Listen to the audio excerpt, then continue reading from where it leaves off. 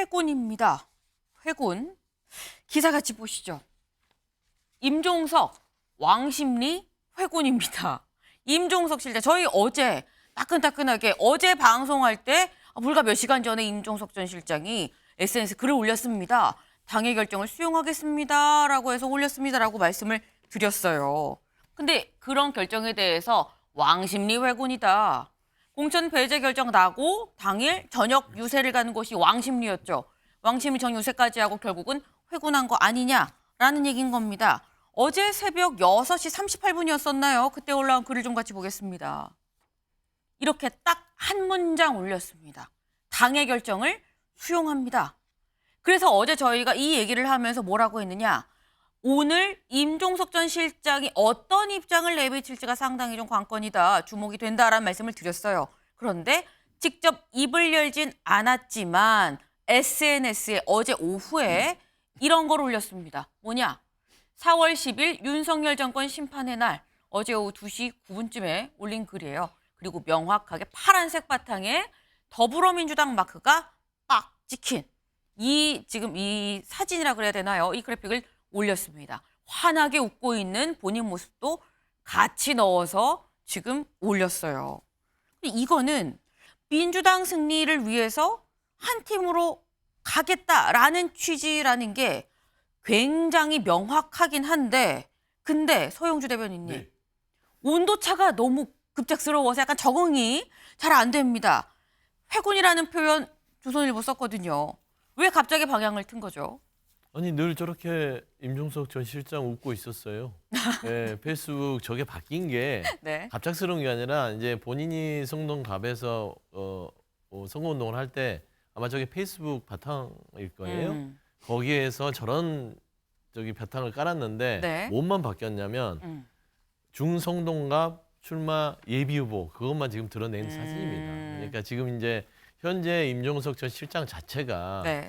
갑자기 왜 이렇게 몸집이 커졌는지 모르겠어요. 그러니까 물론 이제 중량감 있는 당의 자원이기도 하고 네. 여러 가지 전략적으로 활용할 수 있는 그런 정치인이긴 해요. 네. 그런데 지금 임종석 왕십리 회군 이 자체도 네. 회군이란 건 부대를 이끌고 전장에 나가는 거 아닙니까? 그렇죠. 근데 임종석 전 실장이 부대가 있어요. 아. 배지가 아니잖아요. 그러니까 국회의원이 아닙니다. 국회의원이라면 그 지역의 여러 가지 공조직을 이끌면서 선거를 진두지휘했거나 네. 본인이 어떤 영향력이 있지요. 정치권은 배지가 있냐 없냐에 따라서 완전 달라집니다. 보통 우리가 속된 말로 사람으로 대우받느냐 사람으로 취급 못 받느냐 이 정도로 이제 정치권은 그런 것인데 네. 임종석 전 실장 자체는 지금은 현직 국회의원이 아니에요. 그렇죠. 근데 이제 몸집이 커졌다는 이유는 마치 이게 이 공천 과정에서 한 달 정도를 끌어오면서 무슨 친문의 어떤 대표적인 상징성 임종석 전 실장이 여기에 성동갑을 주지 않으면 친문을 박해하는 그런 그 가늠자가 돼버렸단 말이에요. 네. 저는 그런 의미에서 아마 저런 용어를 썼던 것 같은데 저는 아주 단순하게 늘 주장했습니다. 임종석 전 실장은 절대 탈당하지 않을 것이다. 일관되게 주장했어요. 그러니까 이분이 가지고 있는 성향이 있습니다. 이분은 뼛속까지 민주당이에요. 네. 그렇기 때문에 어떤 일이 있더라도 자기에게 정치적인 어떤 여러 가지 안 좋은 상황이 오더라도 김용주 부의장처럼 탈당을 하거나 뭐 당적으로 옮기거나 그러지는 않을 사람이기 때문에 저는 여러 가지 면에서 최근에 뭐 이제 이낙연 대표도 만나고 새로운 미래 하긴 했지만 약간의 갈등은 있었으나 기본적인 본인이 갖고 있던 성향을 다시 돌아본 것 같아요. 네. 그래서 잔류를 결정한 것이고 페이스북 메시지도 아주 짧게 썼잖아요. 네. 당의 결정을 수용한다. 그거는 썩 그렇게 기분 좋게 남는 건 아닙니다. 그렇지 않겠습니까? 그래서 그런 부분들은 10분 이해하면서 임종석 전 실장은 기본적으로 백의종군 민주당에서 나는 민주당 사람이야. 정말 마음에 안 들고 힘들고 괴롭지만 나는 당에 남아서 민주당을 위해서 일하겠다는 것이죠. 다만 뭐 이재명 대표를 위해서 일하겠다 하지는 않았잖아요. 그래서 저는 이런 부분에 있어서 뭐 당권 도전까지 할 것도 없어요. 저는 그냥 임종석 전 실장의 개인적인 판단이었다. 저는 그래 보시면 될 것 같습니다. 네. 임종석 전 실장이 임종석다운 판단을 내렸다라는 말씀이에요. 뼛속까지 민주당 사람이기 때문에 당연히 탈당 안 할 줄 알았다라고 말씀을 하셨죠. 근데 사실 불과 어제 저녁, 그러니까 어제가 아니라 그제죠. 그제 저녁까지만 해도 탈당이 곧이라는데라는 얘기가 굉장히 세게 돌았었습니다. 그 이유 이석현 전 의원이 그 막전 막후 상황을 알고 있는 것 같아요. 직접 들어보고 오실까요? 이제 3일 광주 출마 선언을 하려다는 것을 2일 날 미룬다고 예. 발표를 했어요. 그리고 만났지 않습니까? 그렇습니다. 민정수석은. 근데 이제 그냥 막연한 가능성이 아니라 대단히 고무적으로 네. 의기투합을 했던 겁니다. 어제 7시에 이낙연 대표가 임종석 실장한테 전화했을 때도 탈당하겠다고 약속을 했어요. 그랬는데 이제 아침에 전화를 안 받아요. 그 페이스북을 보니까 민주당에 남는다고 기사가 떴어요. 네. 지금 이석현 전 의원 얘기를 들어보면 전날 저녁 7시까지도 탈당하겠다라고 얘기를 했다. 근데 아침이 되니까 전화를 안 받고 보니까 SNS에 당 결정 수용한다는 글을 올렸더라라고 지금 얘기를 했습니다. 저녁 7시까지는 분명 탈당이었어요. 그런데 사실 어제 저녁 10시, 그러니까 그제 저녁 10시 한 30분쯤 됐나요? 그때 이런 입장이 있었습니다. 임종석 전 실장 측이 한 매체가 4일날 탈당해서 기자회견을 하는데 총선은 불출마할 거다라는 보도를 내놨습니다. 여기에 대해서 입장을 내놓은 게 4일 탈당하고 총선 불출마 방안을 검토하고 있다는 보도가 사실이 아니다라는 입장을 냈습니다. 이게 이 3일 3일 밤 10시예요. 그러면 3일 저녁 7시까지는 탈당이었는데 입장문을 낼 때 기자들이 그랬거든요. 이게 뭐가 오버라는 거냐. 어제 말씀드렸죠. 탈당이 오보냐. 탈당하고 불출마까지 오보냐. 탈당은 맞는데 불출마만 오보냐. 뭐가 오보냐. 그 뭐가 좀 느낌이 다른데 느낌까지는 왔었어요. 그럼 이렇다고 한다면 윤경호 위원님. 저녁 7시와 밤 10시 사이에 3시간 동안 무슨 일이 있었던 거냐. 무슨 일이 있었을까요? 저도 궁금해요. 취재를 해서 좀 알려드려야 도리인데 제 짐작은 네. 임종석이라는 정치인의 운명 같은 위상 무슨 얘기냐. 전 대통령 비서실장을 지냈다는 거. 네. 그게 임종석 하면 저희 세대는 우리하고 비슷한 세대는 80년대에 대학을 다녔던 뭐 중장년층 세대는 전대협 의장, 네. 뭐 예를 들어서 반독재 투쟁에 몸을 던졌던 학생운동이 전면에 나섰던 그 학생운동 세력이 전면에 나서서 반독재 투쟁을 했던 시절, 예를 들어서 지금 이인영 국회의원 그리고 뭐 오영식 그리고 임종석, 송갑석 이렇게 이어지는 전대협이라는 단체 의장들이잖아요. 그거로 계속 이미지가 남아 있는데 그거에서 이제 훌쩍 뛰어넘어서 벌써 국회의원을 몇 차례 지냈고요. 그리고 더 중요한 건 이 전 정부의 문재인 정부의 대통령 비서실장을 네. 지냈잖아요. 대통령 비서실장을 지낸 사람들 중에 임종석이나 노영민처럼 여전히 나는 선출직 정치인으로서 행보를 걷겠다라고 하는 사람들은 본인의 운신에 제약이 있을 수밖에 없죠. 바로 여기에 저는 핵심이 있을 것 같습니다. 문재인 전 대통령의 의사가 조금은 반영이 되지 않았을까. 임종석 전 대통령 비서실장이 네. 공천 배제에 반발을 해서 바로 탈당을 해버리는 순간 문재인 대통령의 뜻이다라는 얘기를 아마 국민의힘 측에서도 상당히 많이 써먹을 거고 또 이 민주당이나 이쪽 지지층 내에서도 네. 반드시 분열의 씨앗이 될 수 있을 거예요. 임혁백 공관위원장인가요? 그런 얘기 했잖아요. 뭐 윤석열 정권 탄생의 책임이라는 표현을 했지 않습니까? 네. 그 책임을 따지면 이 전임 대통령이 모든 권한을 다 쥐고 있었으니까 전임 대통령에게 화살이 왜 안 돌아오겠어요? 그런 식으로 민주당을 깨고 또 현재 윤석열 정권 탄생의 책임 소재에 대한 공격을 받고 이런 것들이 문재인 대통령에게 오롯이 올 수 있다.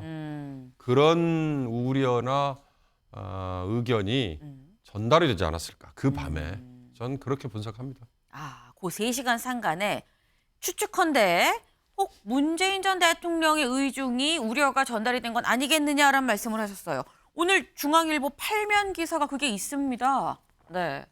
임종석 당 결정 수용 잔류 선택 문 전 대통령이 만류했나?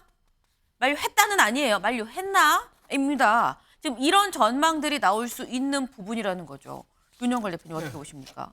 저는 뭐 그렇게까지 크게는 안 봅니다. 문재인 대통령이 말렸다는 말을 저는 뭐 그렇게 생각 안 합니다. 왜 홍영표 의원 뭐 나간다고 찾아왔을 때 고개 끄덕거렸잖아요. 네. 지금 문재인 전 대통령은 정치에 대해서 그냥 주시만 하지 모든 영향력을 다 끊어버린 상태가 아닌가 저는 이렇게 생각해요. 그래서 이번에 임종석 전 의원이 한 게 왕십리 철수가 아니라 네. 왕십리 해프닝이다. 해프닝이다. 그래서 이거는 정치적인 결단이라기보다도 순전히 저는 개인 판단으로 봅니다.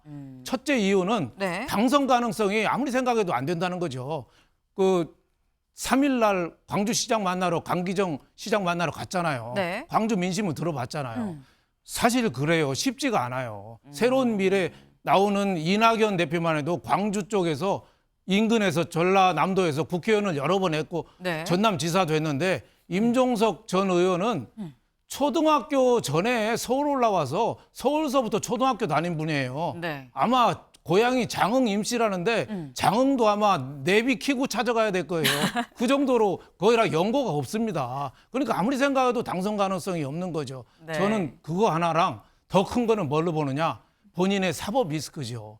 울산시장 선거 지난해 11월에 그 황우나 뭐 그때 송철호 다 3년씩 받았잖아요, 실형. 네. 올해 1월 달에 서울 고검에서 어떤 지시를 내렸냐면 재기 수사 지시를 내렸어요. 네. 그때 조국 민정수석하고 임종석 비서실장 처음에는 수사 대상에서 뺐거든요. 불기소했거든요. 이제 다시 수사해라. 그러니까 지금 수사 중이에요. 네. 그러니까 임종석 비서실장으로 볼 때는 어차피 국회의원 되기 어려울 텐데 그래도 민주당에 있어서 이 보호벽을 받는 게 낫지 나가서 새로운 미래랑 손잡고 가서 떨어져서 완전히 자연인이 되면 수사할 때 더 불리하지 않겠느냐. 저는 순전히 개인적인 이해관계를 많이 고민했다고 봐요. 포스트 이재명을 노렸다? 그만큼 안 됩니다. 지금 국회의원 한 지도 한 20년 넘었어요. 그래서 자기 세력이 지금 민주당이 없습니다. 포스트 이재명 노릴 정도로 이번 공천을 통해서 완전히 친명으로 물갈이가 됐어요. 그래서 개인적으로 보면은 그 용기를 못 내고 안주하는 걸 택해서 좀 안타깝다. 뭐 아니면 도로 좀 그 기회의 신 카이로스는 네. 앞에는 머리카락이 있고 뒤에는 대머리라잖아요. 네. 지금 희박한 가능성이지만 새로운 미래랑 손잡고 가면은 약간의 희망은 있는데 네. 그거조차 좀 포기한 거 아닌가. 저는 그래서 임종석 전 비서실장은 페이드 아웃. 정치계에서 좀 사라지는 단계를 밟는 거 아니냐. 저는 이렇게 보고 있습니다. 지금 윤용걸 대표님은 이게 좀 이런 판단 자체가 좀 악수다라고 말씀하셨어요. 그래서 포스트 이재명 얘기도 있지만 글쎄 난 그렇게 안 보는데라고 말씀을 하셨는데 오늘 아침 조간에 이런 기사가 있었습니다. 한국일보 오면 볼까요? 네. 입 놓친 한국일보 오면 요거 말고 변심한 임종석 보겠습니다. 변심한 임종석 8월 전대보나 포스트 이재명 구심점 포석. 네. 포스트 이재명의 구심점을 좀 놓고 포석을 둔 거 아니겠느냐라는 얘기인 거예요. 서영수 대변인님. 네. 그러니까 이제 뭐 윤 대표님 얘기해 주신 것 중에 두 가지를 바로 잡아야 돼서 첫 번째 장흥 내비게이션 켜야 간다. 네. 장흥에는요 임종석 전 실장의 일가가요 큰형부터 시작해서 아주 활발하게 활동하고 있고요. 자주 내려간다라는 말씀을 좀 드리고 싶고요. 네. 그다음에 두 번째 사법 리스크 울산이요. 그건 네. 아직 현실화되지도 않았고요. 그거는 임종석 전 실장이 그런 사법 리스크를 고려해서 당권에 도전한다. 그건 너무나 과도한 추측이다라는 얘기를 드리고 싶어요. 그다음에 거기에 이어서 이제 8월 전대를 보나. 네. 저걸 어떻게 합니까? 내일도 모르는데요. 잘 보세요. 당권에 도전하려면 기본적으로 이번 총선에서 민주당이 완전히 폭망해야 됩니다. 그래서 이 지도 체제가 바뀌어야죠. 그래야 8월 전대를 그나마 쳐다볼 수 있어요. 그런데 이번 민주당이 총선에서 그나마 선전을 합니다. 네. 이번 잡음 속에서도 이 공천이 혁신이 돼서 국민들한테 윤석열 정권의 심판에 꼭 필요한 게 이번 민주당의 거대 의석이다라고 해서 선택을 받아요. 네. 임종석 전 실장은요 없어요. 그렇지 않겠습니까? 그러니까 정치인으로서는 당권 도전을 할 수 있으나 네. 지금 현재 긴 호흡으로 그런 것까지 예측을 해서 남아서 8월 전대에 간다. 제가 8월 전대는요 임종석 전 실장이 어느 정도 의중은 있으나 이 자체를 모든 자기의 정치 역량의 총화로 생각하지는 않고 있다라는 측면에서는 너무 좀 나간 것 같아요. 구도 싸움에서 기사 쓰기 좋잖아요. 뭐 친명, 뭐 친문, 개파. 문명 충돌 이런 기사 쓰기 좋아서 하는 것이지. 임종석 전 실장이 정말 다음엔 내가 꼭 이 당권을 잡아서 뭔가 친문의 어떤 복귀를 꾀하겠다. 전혀 사실 무근입니다. 그런 자체가 없어요 지금 현재. 네. 물론 기자들이 기사 쓰기 좁고 쉬우니까 쓰진 않습니다. 쓰진 않는데요. 네. 강전혜 변호사님 어떻게 보세요? 지금 구심점이나 이런 구도가 아니다. 전당대회 보고 이렇게 하는 게 아니다라고 말씀하셨거든요. 저는 이재명 대표가 지금 당대표를 하면서 총선 과정에서 인재영입위원장을 하고 있거든요. 그렇죠. 이 인재영입에 있어서 저는 임종석 비서실장도 있었던 게 아닌가. 말씀하신 것처럼 임종석 비서실장이 이번에 중성동갑에서 출마를 하겠다라고 하기 전까지는 네. 물론 국민들이 임종석 실장을 알긴 하지만 이렇게까지 큰 인물은 아니었었다고 생각합니다.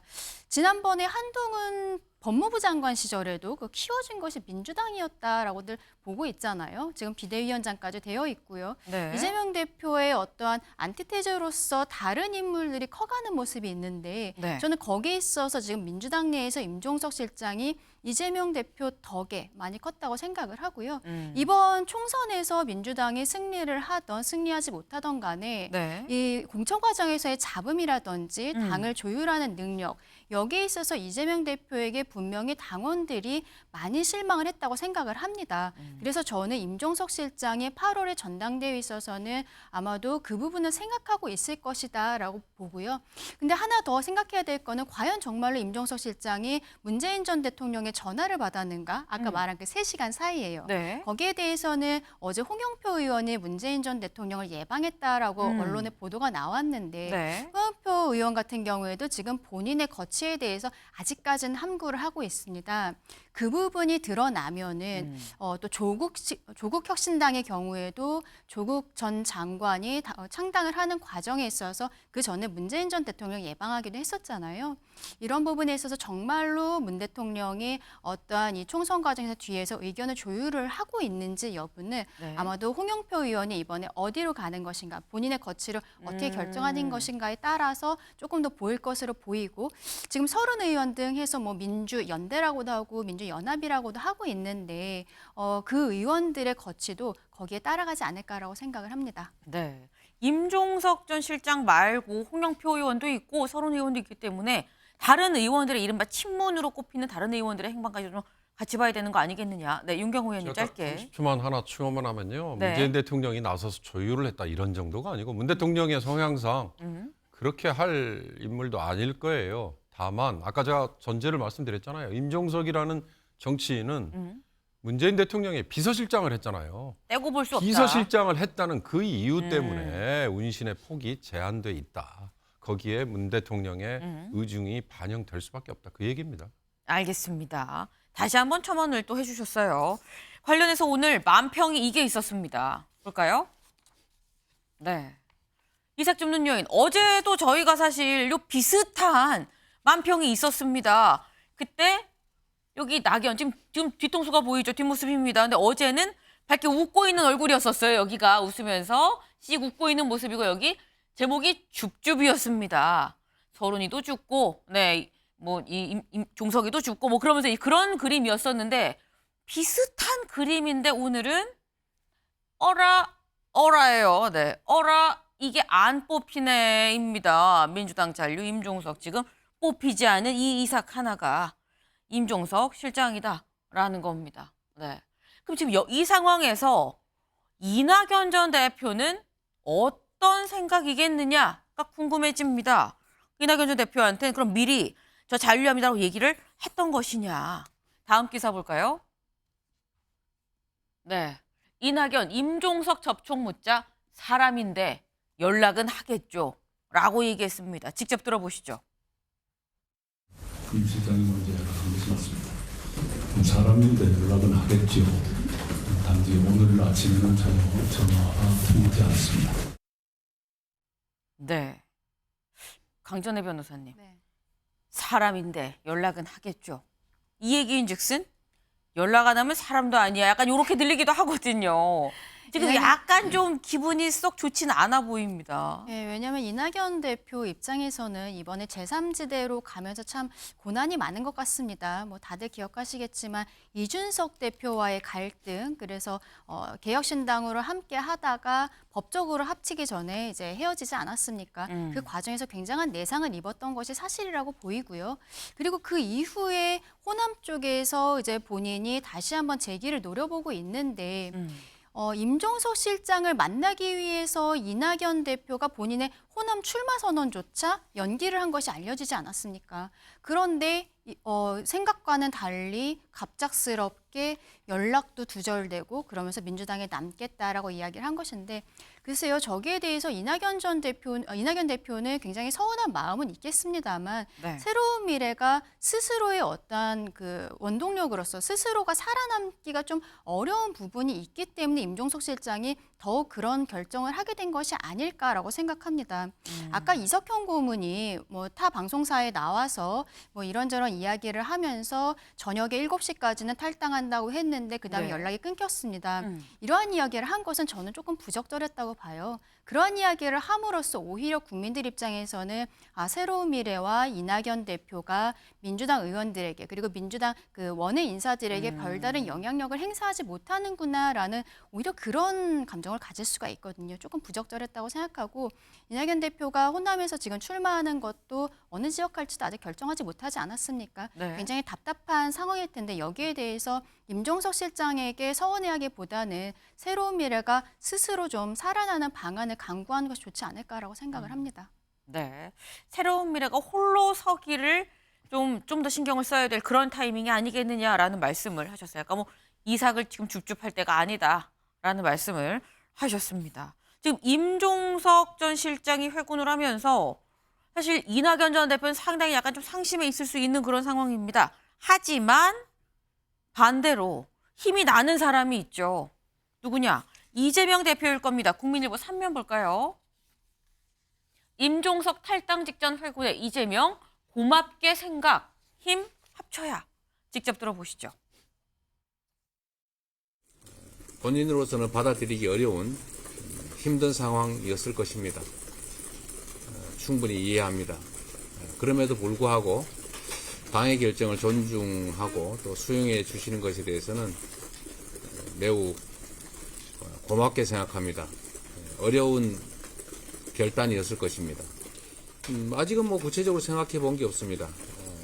우리 임종석 실장께서도 우리 당의 승리, 우리 국민의 승리를 바라실 것이기 때문에 서로 힘을 합쳐야 된다라는 점에 대해서만 말씀드립니다. 정말 고뇌에 찬 그런 결단을 해주셨을 거다 생각하고요. 정말 어려운 결단을 해주셨다고 생각을 하고요. 제가 조만간 빠른 시일 내에 찾아뵙고 또 이번 성동갑 선거에서 수락을 해주시면 선대위원장으로 모시고 함께 힘을 모아서 원팀이 되어서 반드시 승리하겠습니다. 네, 지금 선대위원장 얘기가 나오고 있습니다. 근데 관련해서 기사를 좀 같이 볼까요? 한겨레 기사, 임종석 민주당 남기로 총선 지원 뒤 당권 도전 나설 듯. 총선 지원을 한다고 보고 있습니다. 근데 다음 기사 볼까요? 매일경제입니다. 임종석 백의종 군의 집단 탈당 큰 불 잡은 민주당. 백의종 군의 방점이 또 찍혀 있습니다. 지금 총선 지원이냐, 백의종 군이냐, 이 부분 윤영걸 대표님 네. 어떻게 전망하세요? 저는 뭐 백의종군 할 것 같은데 선택을 한다면은 민주당에 남기로 했으면은 총선 지원을 해야죠. 사례가 있습니다. 1996년에 손학규 대표가 네. 전남 강진에서 집거하셨어요. 그때 김종인 민주당 비대위원장이 올라오셔서 같이 총선 뛰자 그랬어요. 네. 근데 그때 손학규 대표 생각은 총선 지면 가서 접수하려고 생각을 좀 하셨던 것 같아요. 네. 근데 그때 민주당이 이겼거든요. 그 다음에 총선 끝난 다음에 당사에 찾으니까 반응이 썰렁했어요. 그래서 만약에 임종석 전 비서실장이 정말 민주당 접수가 생각이 있다, 네. 당권에 생각이 있다 하면은 이번 총선에서 정말 서운한 마음을 덮고 뛰어야죠. 근데 쉽지는 않을 거다 이런 생각이 들어요. 왜냐하면 중성동 갑에 그동안에 거기서 국회의원도 2번씩이나 했는데 네. 경선조차도 안 붙였잖아요. 아직 서운한 마음이 많은데 거기 선대위원장이나 뭐 전체 민주당 선대위원장으로 뛴다는 거는 결정상 좀 쉬운 일은 아니다. 하지만은 정치적인 미래를 생각한다면은 뛰어야죠. 네. 네. 뛰어야 되는 상황인데 사실 뛰기가 쉽진 않아 보인다 현실적으로 그 말씀을 해주셨어요. 하지만 다음을 차기를 생각하면 한 팀으로 직접 선대위원장도 뛰어야 된다라는 말씀을 또 주셨습니다.